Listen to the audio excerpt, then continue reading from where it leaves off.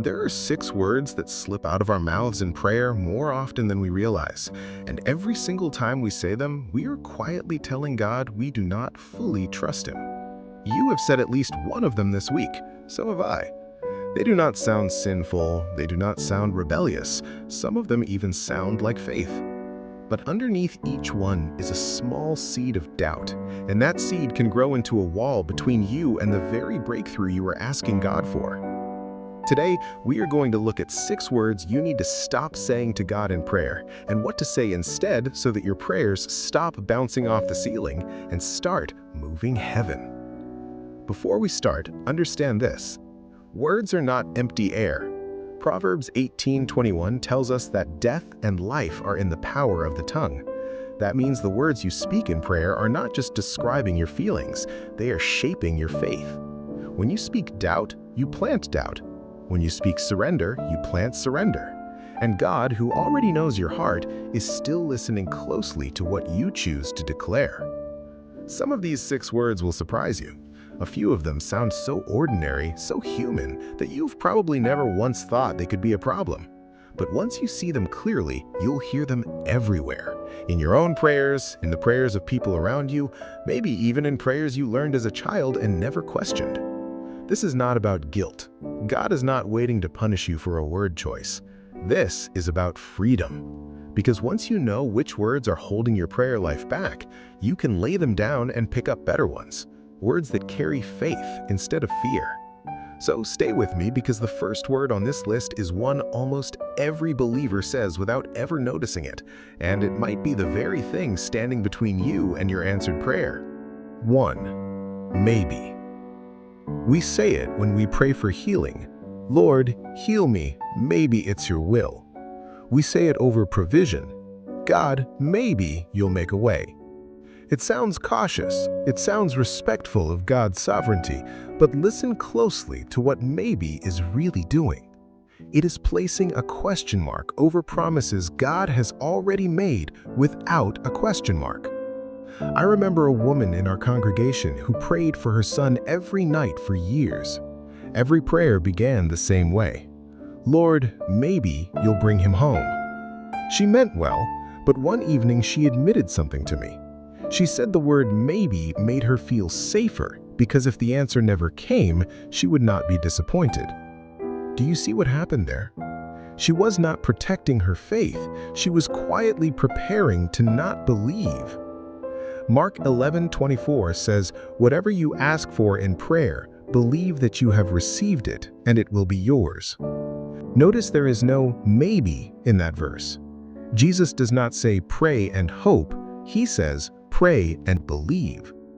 When you attach maybe to a promise God has already spoken plainly in His Word, you are not being humble, you are quietly negotiating your faith down to a level that feels safer to your heart, even though it is smaller than what God actually offered you. 2.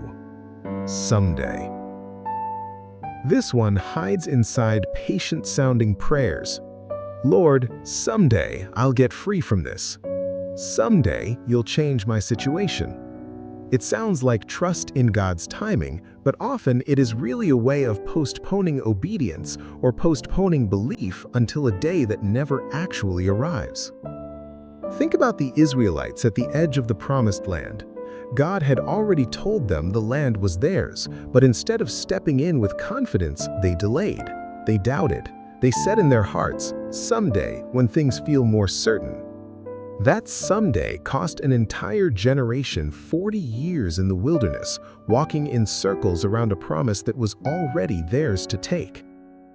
2 Corinthians 6:2 says, "Now is the time of God's favor.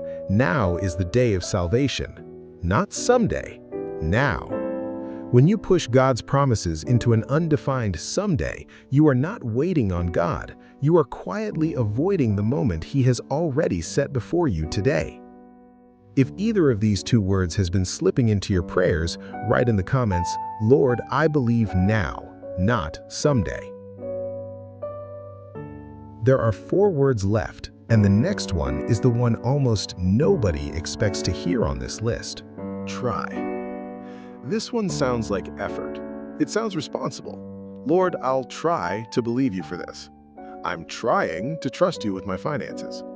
It feels like humility, admitting you are not perfect at faith. But try quietly turns believing into an experiment instead of a decision. I once knew a young man in our church who prayed this way for years over his health. God, I'm trying to trust you. He said it so often that it became a habit, almost a shield. One day, an older deacon gently asked him, "Are you believing God, or are you testing whether believing works?" The young man went quiet because he realized he had never actually chosen to believe. He had only ever been trying to.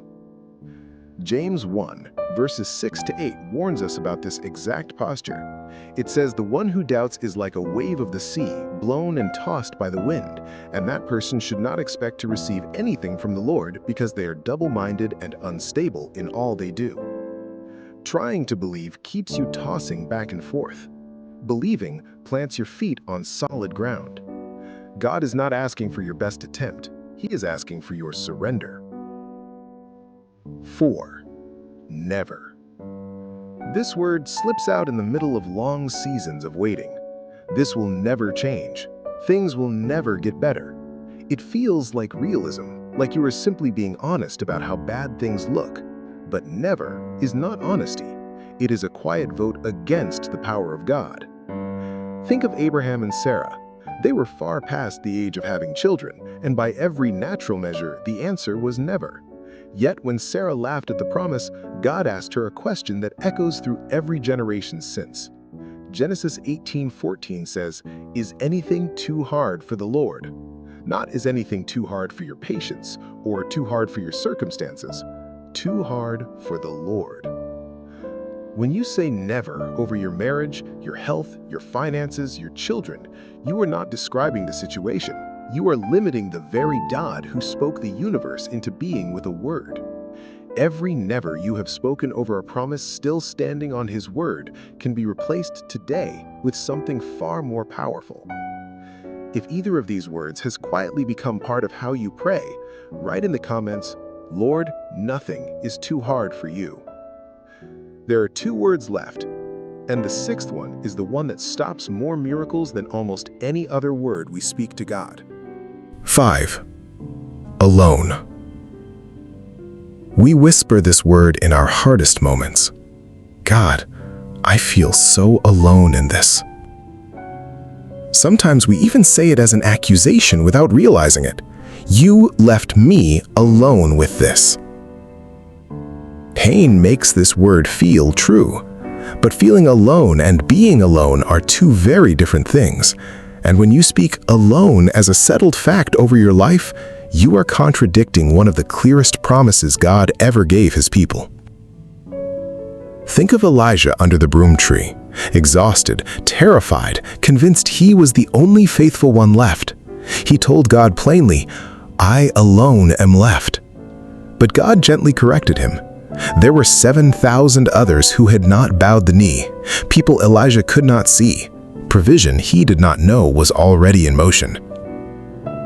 Deuteronomy 31:6 says, "Be strong and courageous. Do not be afraid, for the Lord your God goes with you. He will never leave you nor forsake you." Feeling isolated is real, but declaring alone as truth over your life speaks against a God who has never once actually left the room. 6. Enough. This is the quietest one, and often the most damaging. I've prayed enough. I've done enough. I've believed enough. It sounds like exhaustion, and it usually is. But when we say enough as a way of stepping back from a promise still unfulfilled, we are quietly closing a door God had not yet finished walking through. The woman with the issue of blood in Luke chapter 8 had spent everything, tried everything, and had every natural reason to say enough. But instead she pressed one more time, reaching for the edge of a garment, and that one more act of faith after everything else had failed was the exact moment her healing came. Galatians 6:9 tells us, "Let us not become weary in doing good, for at the proper time we will reap a harvest if we do not give up." You're enough, and God's timing are rarely the same moment. The breakthrough is often one step past where you decided to stop. None of these 6 words condemn you. God knows you have spoken them out of pain, out of exhaustion, out of simply not knowing better. But now you do know better. So the next time you kneel to pray, listen to your own words. Trade maybe for belief. Trade someday for now. Trade try for surrender. Trade never for nothing is too hard for him. Trade alone for he is already here. And trade enough for one more step of faith. Proverbs 18:21 reminds us one final time, death and life are in the power of the tongue. Choose the words that carry life. If this message spoke to your heart today, write in the comments right now, Lord, I choose the words of faith. And if you know someone who has been praying with one of these 6 words for far too long, send this to them today. It might be exactly what turns their prayer life around. Don't forget to subscribe so we can keep growing together in biblical wisdom every week. God bless you, my brother, my sister. Until next time.